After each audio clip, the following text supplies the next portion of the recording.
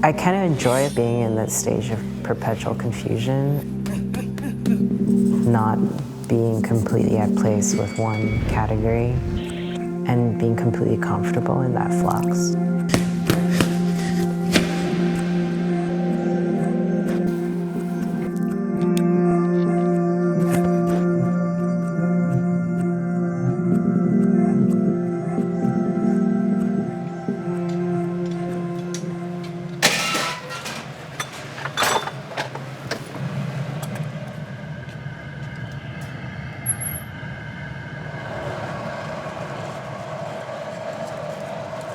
While I was in school in the residency program, learning how this matter transformed itself from one state to another really entranced me into thinking, like, how can I apply it to other kind of mediums?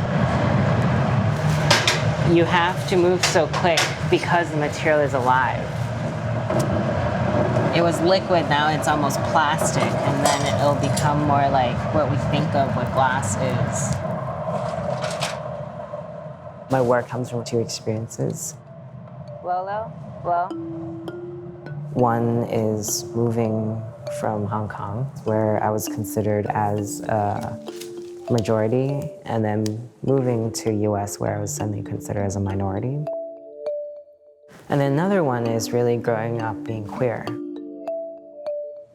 Being queer in Hong Kong is very hard.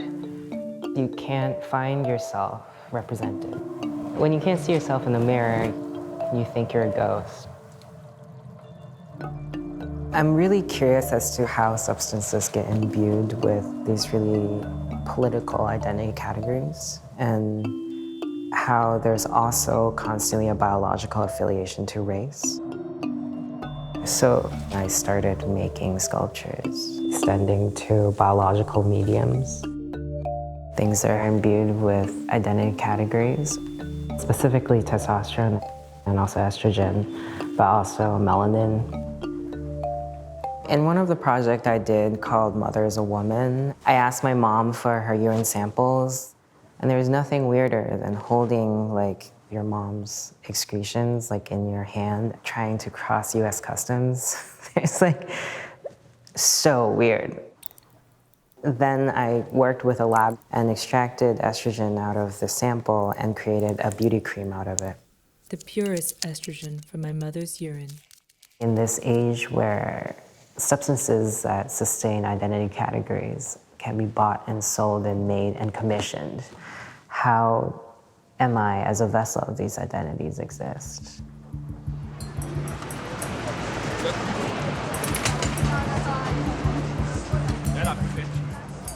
I started playing with these substances when a lot of friends around me started transitioning. And also I started transitioning. Using testosterone to masculinize my body is in some way similar to using a chisel to like carve out the surface. In a way, you're sculpting your body. In a way, I'm also like that glass that's kind of liquid transformation or perpetually in flux.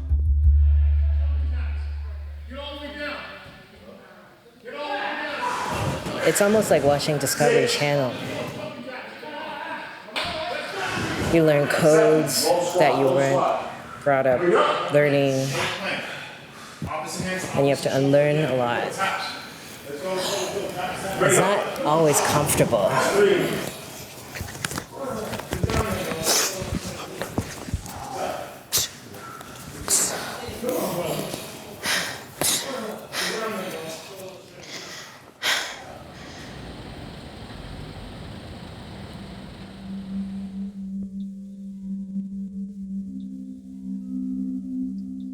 Right now I'm working on a series of sculptures called systems.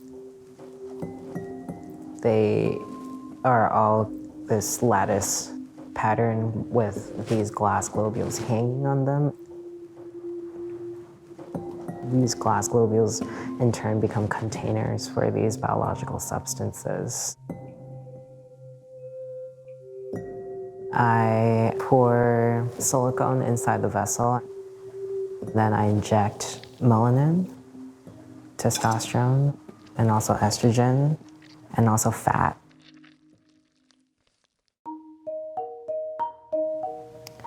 Playing with these substances. I want to see it detached from the body and existing on its own. Once they're removed from the body, the site of identification, like what are they?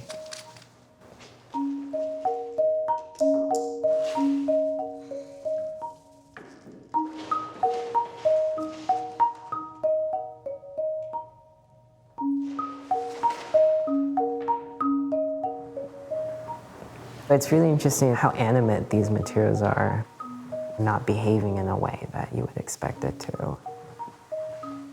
There's a material expansion that wants to push the shells, and sometimes it just implodes.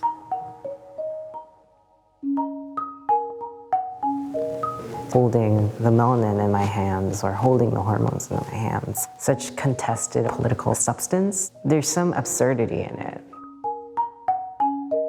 Like, how banal are these little flecks of powders? This is ultimately the most absurd. Maybe it is triggering the similar experiences of being racialized or being gendered. It's just a disposition that you're constantly placed in. A constant act of othering. But how can we be so absolutely certain that the binary can satisfy us?